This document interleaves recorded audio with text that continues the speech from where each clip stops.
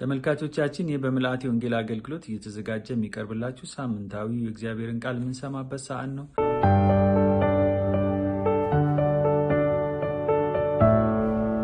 ዛሬ እግዚአብሔርን ቃል የምንሰማው ከዮሐንስ ወንጌል ምዕራፍ 6 ከቁጥር 1 እስከ 15 ላይ ባለው ክፍል ላይ ተመስርተን እና በዚህ ክፍል ላይ ስንመለከት ጌታ ኢየሱስ ክርስቶስን ፍለጋ ብዙ ሰዎች ሲከተሉት እንመለከታለን።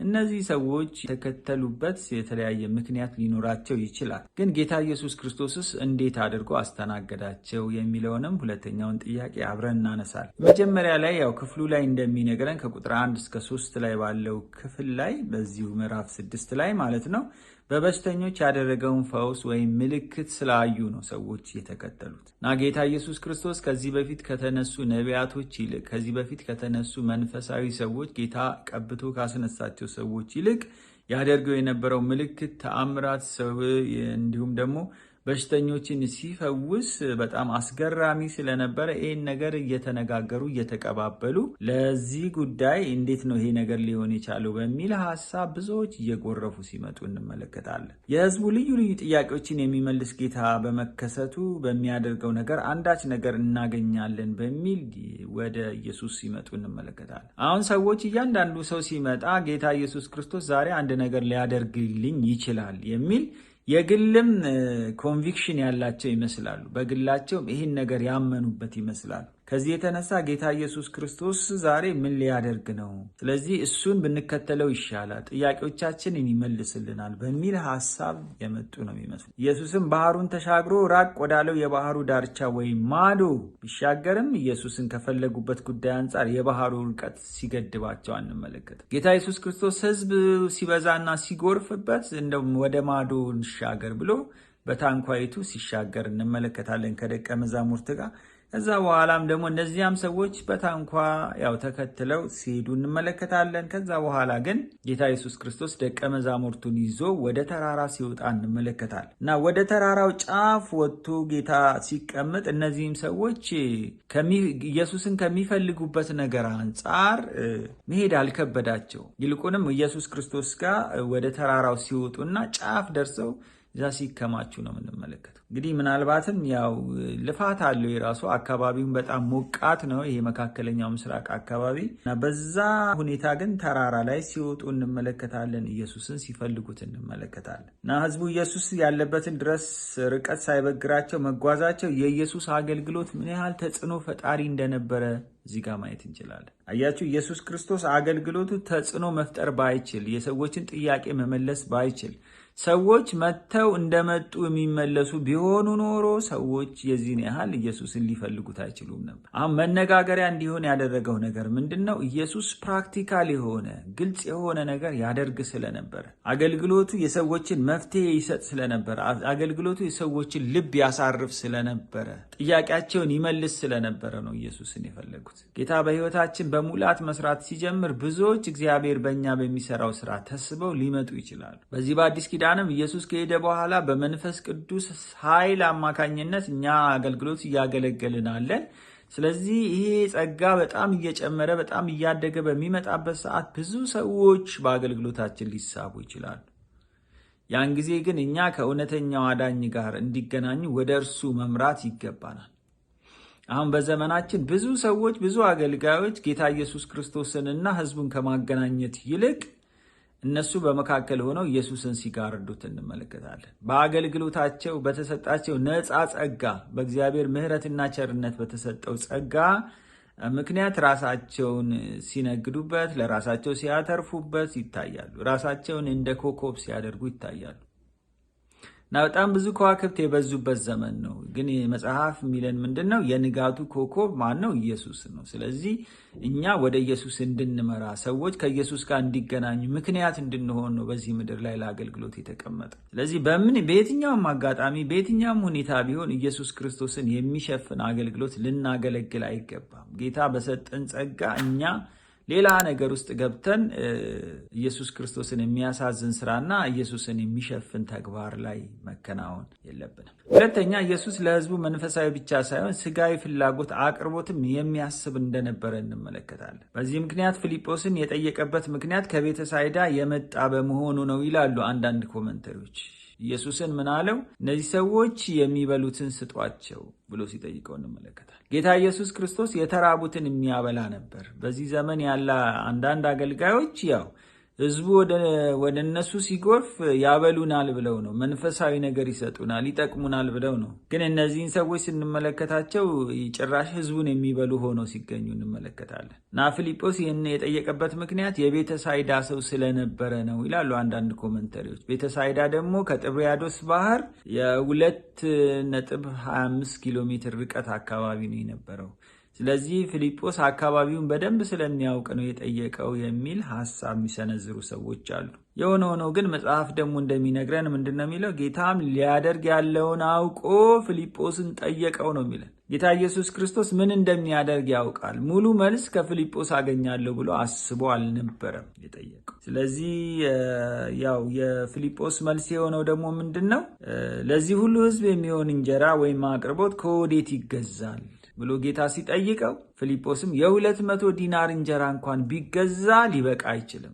200 ዲናር ማለት በኢትዮጵያ ብር 100,800 ኢትዮጵያ ብር ማለት ነው። ስለዚህ የ100,000 ብር በላይ እንኳን እንጀራ ቢገዛ ለእነዚህ ሰዎች ሊበቃ አይችልም። በዚህ ላይ ደግሞ አሁን ሰዓቱ መሽተዋል። ስለዚህ ወደ የአካባቢው እንዲሄዱ ብታደርጋቸው ይሻላል የሚል አይነት አቋም ይዞ ነው የምንመለከተው እና ለዛውም ህዝቡ እንዲቃመስ ለማድረግ እንጂ ተመገበው እንዲጠግቡ አልነበረም ይህንን ሀሳብ ሰጀስት ያደረገው። ይሄም ደግሞ የሚሆን አይደለም። ቢሆን እንኳን ነው ያለው የ200 ዲናር እንጀራ ቢገዛ እንኳን አይበቃም። እና ምክንያቱም የህዝቡ ቁጥር 5,000 ነው። ይሄ ደግሞ 5,000 የሚባለው ሴቶችና ህፃናትን ሳይጨምር ነው። እና 5,000 ሰዎች ደግሞ ያው መጽሐፍ መጨረሻ ላይ ጌታ ኢየሱስ ክርስቶስ የሰራውን ነገር ስናይ 12 መሶብ ተነሳ ነው የሚለን። ስለዚህ በአንድ ማዕድ ላይ የሚቀመጠው ሰው 416 ሰው ነው፣ ወንዶቹ ብቻ ማለት ነው። ህፃናትና ሴቶቹን ሲጨምር ይሄ ቁጥር ወደ 1,000 ሊሆን ይችላል በአንድ ማዕድ ላይ የሚቀመጠው ሰው። ስለዚህ በዚህ ሁኔታ፣ በዚህ ሰዓት፣ በዚህ ቅጽበት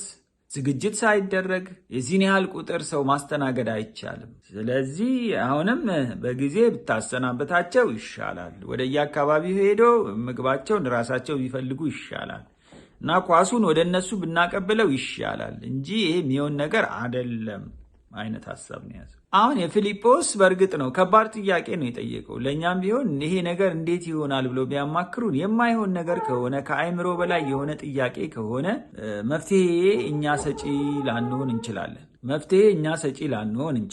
በድንገት ወደ አጥቢያ ቤተክርስቲያናችሁ ወይም ወደ ቤታችሁ በርከት ያለ ቁጥር በመቶ የሚቆጠር ሰው እንኳን ወደ ቤታችሁ ቢመጣ ምንድን ነው የሚሰማችሁ? ልታስተናግዱት የማትችሉት አይነት ቁጥር ቢመጣ ድንገት ድንጋጤ ውስጥ ነው የምንገባው። ስለዚህ ፊልጶስንም ስናስበው እንደ ሰው በየትኛውም ስሌት ብንሄድ ህዝቡን የምናስተናግድበት አቅም ሊኖረን አይችልም ብሎ ይደመደመ ይመስላል። ይሁን እንጂ ጌታ ኢየሱስ ክርስቶስ ከእሱ ጋር መሆኑን ግንዛቤ ውስጥ ማስገባት ነበረበት። ጌታ ኢየሱስ ክርስቶስ ለእንደዚህ አይነት ጥያቄ በጣም ከባድ ለሆነ ውስብስብ ለሆነ በሰው አይምሮ ለማይመለሰውም ጥያቄ መልስ ሊሰጥ ይችላል ብሎ ማሰብ ነበረበት። ግን ፊልጶስ ይህን ሲያደርግ አንመለከትም። ኢየሱስ ከእሱ ጋር ያለው ሰው ማን መሆኑን ማወቅ ነበረበት። ኢየሱስ ነው፣ መለኮት ነው፣ መፍትሄ መስጠት ይችላል። እውነት ነው፣ ከኔ አቅም በላይ ነው። እውነት ነው፣ በሰው አይምሮ የሚታሰብም የሚመለስም አይደለም። ግን ከኔ ጋር ያለው ኢየሱስ ነው። ስለዚህ አንተ መለኛ ነህና እንደ መላህ አድርገው ሊል ይገባ ነበር። ግን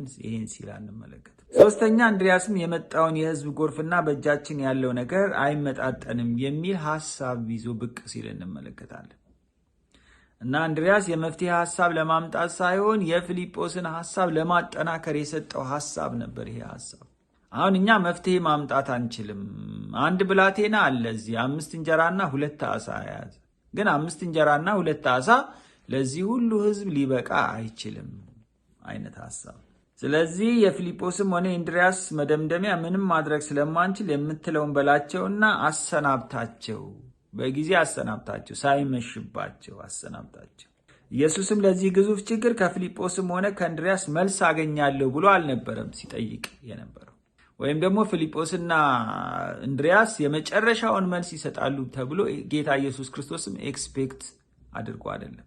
ቢያንስ ግን ኢየሱስ ኤክስፔክት የሚያደርገው ነገር አለ። አንተ ታውቃለህ፣ እኛ አናውቅም፣ ከኛ አቅም በላይ ነው፣ ግን አንተ ምን መደረግ እንዳለበት ታውቃለህ ጌታ ሆይ ብለው ኳሱን ወደ ኢየሱስ ይወረውራሉ ተብሎ ነበር ኤክስፔክት የሚደረገው። ጌታም ይሄን የሚጠብቅ ይመስለኛል። እንድርያስም ቢሆን 5 ዓሣና 2 እንጀራ አለና አንተ መለኛ ስለሆንክ እንደ መላህ አድርገው ቢል ጥሩ ነበረ። ግን እሱም እንደዚህ አላለም።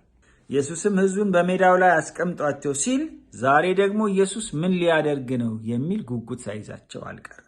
ከዛም ባሻገር ደግሞ ጉጉት ብቻ ሳይሆን ስጋትም ሳይጠናወታቸው አልቀረም። አሁን ይሄ በምን ታሪክ ነው? ይሄ 5 እንጀራና 2 ዓሣ።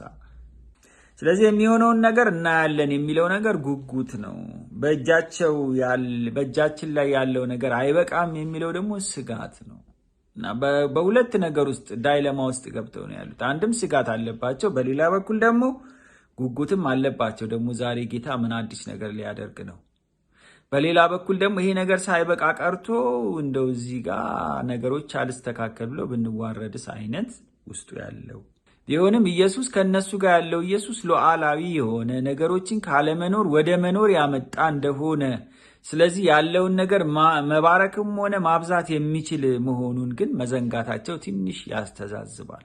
አሁን ፊልጶስም ሆነ እንድርያስ ለዚህ ነገር እኔ አውቃለሁ ብለው ምላሽ አለመስጠታቸው ልክ ነው። ዝም ብሎ መናገርም በራሱ ልክ አይሆንም፣ የማይሆንን ነገር ከመናገር ግን ደግሞ አንተ ታውቃለህ ጌታ ሆይ ማለት ግን ይጠበቅባቸው ነበር። ብዙ በሕይወታችን ላይ መመለስ የማንችላቸው ጥያቄዎች አሉ። አንዳንዴ ከአይምሯችን በላይ የሚሆኑ ጥያቄዎች አሉ። በዚህ ጊዜ ስንጠየቅ ምናልባት እኛም መልሰን ጥያቄ ሬዝ ልናደርግ እንችላለን፣ ፊልጶስ እንዳደረገው ማለት ነው። የ200 ዲናር እንጀራ እንኳን ቢገዛ አይበቃም ብሎ መደምደሚያም ላይ ይደርሳል። ጥያቄም ይጠይቃል። አንዳንዴ መልስ ሲጠበቅብን ጥያቄ እንጠይቃለን፣ እኛም ግራ ስለገባን ማለት ነው፣ መልሱ ስላልገባን ማለት ነው። ይሁን እንጂ ግን ማን አለ? ኢየሱስ አለ። እኛ አናውቅም፣ ጌታ አንተ ታውቃለህ ማለት ግን ጥበብ ነው፣ ማስተዋል። መጨረሻና አራተኛ ሐሳብ የምናየው ኢየሱስ ትንሿን በእጃቸው ላይ የነበረችውን ዓሣና እንጀራ ሲያበዛት እንመለከታለን። እና በሰው አእምሮ በምንም ስሌት 5 እንጀራና 2 ዓሣ ለ5000 ሰው ይበቃል ተብሎ አይታሰብም። ምናልባትም እንደዚህ ብለን ስንናገር እንደ አእምሮ ህመምተኛ ልንታሰብ እንችላለን። ግን በዚህ ሁኔታ ውስጥም ቢሆን ጌታ ኢየሱስ ክርስቶስ ይህንን ነገር ሲባርከው እንመለከታለን። በአንድ ማዕድ ላይ የተቀመጡት ሰዎች እንደው በወንዶቹ ቁጥር እንኳ ብንወስደው 416 ሰዎች ናቸው በአንድ ማዕድ ላይ የሚቀመጡት። ሴቶችና ሕፃናትን ሲጨምር ደግሞ ይሄ ቁጥር ወደ 1000 ሊሆን ይችላል በአንድ ማዕድ ላይ የተቀመጠው። ምክንያቱም 12 መሶብ ነው ተርፎ የተነሳው። ስለዚህ ጌታ ኢየሱስ ክርስቶስ ምን ያህል ስራ ይሰራ እንደነበር እንመለከታለን። እና ጌታ እጁን ለበረከት የዘረጋበት ትንሽ ነገር ለዘመናት ካፈራነው ሀብትና ጥሪት እንደሚበልጥ ነው የሚያሳየው። አንዳንድ ጊዜ በጣም በብዙ መንገድ ሄደን ብዙ ባልተገባም መንገድ አንዳንድ ጊዜ ሄደን ብዙ ሀብት ብዙ ጥሪት ልንሰበስብ እንችላለን። አንዳንድ ጊዜ ደግሞ በንጽህናም ለፍተንም ሀብት ልንሰበስብ እንችላለን። ግን ጌታ ኢየሱስ ክርስቶስ ትንሿን ነገር ሲባርካት ለብዙ ጊዜ ለብዙ ዘመን ልትሆን ትችላለች። አንዳንዴ በቅሚያ በዝርፊያ በግቦ ከሚገኘው ብዙ ሀብት ይልቅ በጽድቅ የምትገኘዋ ትንሽ ነገርን ኢየሱስ ከባረከልን ይበቃል ብሎ ማሰብ ያስፈልጋል። ሐዋርያው ጳውሎስ ሲናገር ያለኝ ይበቃኛል ማለትን ተምሬያለሁ እንዳለው ማለት ነው። ስለዚህ ዓሣውና እንጀራውን ይዞ የነበረውን ብላቴና ከራሱ ቢያልፍ ለአንድና ለሁለት ጓደኞቹ ስንቅ አድርጎ የቋጠራት ልትሆን ትችላለች። አሁን ይሄ ብላቴና ይዟት የመጣት እንጀራ ምንድነው? ጓደኞቹና ራሱን አጥግቦ ለመሄድ ሊሆን ይችላል እና እንደ ስንቅ የያዛት ልትሆን ትችላለች ተብሎ ነው የሚታሰብ። ግን ያም ብላቴናውም እያየ ፊልጶስም እያየ እንድርያስም እያየ ሕዝቡም እያዩ ያቺን 5 እንጀራ ሲባርካት እንመለከታለን። ወደ ስሌቱ እኮ ከገባን 5 እንጀራ ማለት ለ12 መሶብ ከግማሽ እንጀራ በታች ማለት ነው እና ከ1000 ሰዎችን አጠገበ ብሎ ማሰብ ትንሽ ለአይምሮ የሚመች አይደለም። ግን ጌታ ኢየሱስ ክርስቶስ አደረገው፣ አጠገባቸው። በአንድ መሶብ ላይ ሊቀመጠው እንጀራ ዓሣውንማ እንደውም እንዴት እንደሚደረግም እኔ አላቅም። 2 ዓሣ ለ12 መሶብ ላይ እንዴት ሊቀመጥ፣ በዛ ላይ ደግሞ ዓሣዎቹ ትንንሽ ናቸው። እና ግን ጌታ ኢየሱስ ክርስቶስ አርጎት አብልቶዋቸው ደስ ብሏቸው ጠግበው እና መሶቡም ተትረፍርፎ እንመለከታለን። ዓሣውና እንጀራውን ይዞ የመጣው ልጅ ያው የሚያስበው ነገር ምንድነው? በጣም ሳይገርመውም ሳይደንቀውም አይቀርም። እኔ ለጓደኞቹ ይበቃል ያልኩት ነገር የዚህን ያህል እንዴት ሊትረፈረፍ ቻለ? ለሰዎቹም ሆኑ ለነ ፊልጶስ ከባድ ጥያቄ የከተተባቸው ይመስለኛል። ሕዝቡም ኢየሱስን ይህችን ትንሽ ነገር ይዞ ሲባርክ ሲያዩ ልንበላው ነው ወይስ ሊበላን ነው ሳይሉ ይቀራሉ። አሁን ይሄ ምግብ የሚቀርብልን ምን ልናደርገው ነው? በአንድ ሌማት ወይም በአንድ መሶብ ላይ ራሱ ሲታይ እንዴት እንደዚህ እኮ ከግማሽ እንጀራ በታች ነች ሊሉ ይችላሉ ከቀረበላቸው በኋላ። ግን ሲበሉት እነዛ ሰዎች ጭራሽ ምግቡ እየበዛ ሲሄድ እንመለከታለን። ይህንን መለኮታዊ አሰራር በሰው ጭንቅላት መርምሮ መድረስ አይቻልም። የሰው ጭንቅላት በጣም ውስንነት አለው። ሕዝቡም ኢየሱስን ይህችን ትንሽ ነገር ይዞ ሲባርክ ሲያዩ በጣም ሳይገረሙ አልቀሩም። ኢየሱስም ሕዝቡ ፊት ይህንን ታምራት ሲያደርግ በእርሱ እንዲያምኑና የዘላለም ሕይወት እንዲያገኙ ነበር። የተአምራት ትልቁ ዓላማ ወይም ደግሞ ትልቁ ኢንቴንሽን ጌታ ሰዎችን በታምራት ለማስደነቅና ለማስገረም ሳይሆን የዘላለም ሕይወት ሊሰጥ ወደ መጣው ወደ ኢየሱስ ክርስቶስ ፊታቸውን እንዲያዞሩ አስቦ ነው ጌታ ኢየሱስ ክርስቶስ ይህን የሚያደርገው። ስለዚህ ዋናው ዓላማ ጌታ ኢየሱስ ክርስቶስ እነሱን ማብላት እነሱን እንትን ማድረግ አይደለም፣ ግን እነሱ ወደ ዘላለም ሕይወት ዞር እንዲሉ አስቦ ነው የሚያደርገው። ሕዝቡን ግን ስናያቸው ሳያርሱ፣ ሳይጎለጉሉ፣ ሳያርሙ ጌታ ኢየሱስ ክርስቶስን ስላበላቸው ብቻ ይፈልጉት እንደነበረ መጽሐፍ ከዚህም ቁጥር በኋላ ያለውን ክፍል ስናይ እናያለን ማለት ነው። ሆኖም ሕዝቡ እንደ ሙሴ ያለ ወደ ዓለም የሚመጣ ነቢይ ብቻ ይህን ሊያደርግ ይችላል ብለው አላሰቡም። ሙሴ ነው በምድረ በዳ እንጀራ ያበላቸው። ሙሴ ነው በምድረ በዳ ያጠገባቸው። ስለዚህ በዚህ ደረጃ እንደዚህ ያደርጋል ብለው አስበው አያውቁም። ሙሴም አይደለም እግዚአብሔር ነው ለሙሴ ያው በምድረ በዳ ምግብን ሊያበላቸው እንደወሰነ እና እንደዚህ አድርጉ ብሎ ሲናገራቸው ለነገ ተቀደሱ ሲላቸው የምንመለከተው። ስለዚህ ያንን ነገር እግዚአብሔር ነው ያደረገው። አሁን እነዚህ መልእክተኞች የሆኑ በጌታ የተቀቡ ግን ስጋ ለባሽ የሆኑ ሰዎች በዚህ ደረጃ እንደዚህ አይነት ነገር ይሰራሉ ብለው አስበው አያውቁም። ኢየሱስ ስጋ ለብሶ ቢመጣም መለኮት ነበር። ነገሮችን መቀየር የሚችል ጌታ ነበር። በምድረ በዳ የዚህን ያህል ቁጥር መመገብ የሚችል ጌታ ነበር። ትዝ ያላቸው አባቶቻቸው በሙሴ አማካኝነት እግዚአብሔር እንጀራ አብልቷቸው ስለነበር የሚመጣው ነቢይ ከሙሴ የበለጠ ያደርጋል ብለው አልገመቱም ነበር።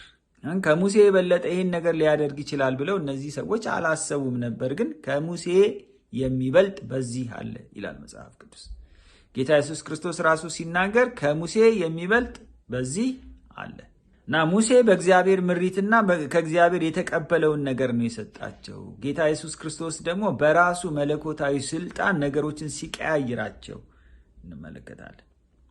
ስለዚህ እነዚህ ሰዎች ሳያርሱ፣ ሳይጎለጉሉ፣ ሳያርሙ፣ ሳይለፉ ኢየሱስን በማንገስ ቁጭ ብለው መብላት ሲከጅላቸው እንመለከታለን። ከዛን ጊዜ ጀምሮ ኢየሱስ ክርስቶስን አብልጠው ሲፈልጉት እንመለከታለን። እንደውም ኢየሱስ ክርስቶስን አንድ ቦታ ላይ ሲያስቆጣው ነው የምንመለከተው። ዞር ብሎ በልታችሁ እንጀራ ስለበላችሁ ነው የፈለጋችሁ እንጂ ለዘላለም ሕይወት አይደለም። ስለዚህ ስጋዬን ያልበላ ደሜን ያልጠጣ የዘላለም ሕይወት የለውም ብሎ መንፈሳዊውን ነገር ሲነግራቸው እንመለከታለን።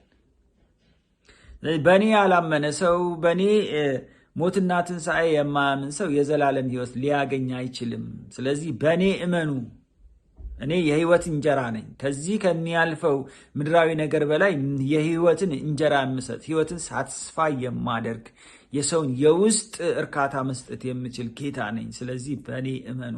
አለዛ ግን እንጀራ ስለበላችሁ የምትከተሉኝ ከሆነ የዘላለም ሕይወት አይሆንላችሁም። ምክንያቱም ለሰው ልጅ የዘላለም ፍርድ ሊጠብቀው ይችላል። የዘላለም ሕይወት የሚያገኝበት አንደኛውና ብቸኛው መንገድ እኔ ነኝ። ስለዚህ በእኔ የሚያምን የዘላለም ሕይወት አለው። እኔ የሕይወት እንጀራ ነኝ። እኔ ለእርካታችሁ ነው የመጣሁት። እኔ የዘላለማዊ ጥያቄያችሁን ለመመለስ ነው የመጣሁት። የእኔ አገልግሎት ከእንጀራ ከማብላት ሰዎችን ከመፈወስ ያለፈ ነው።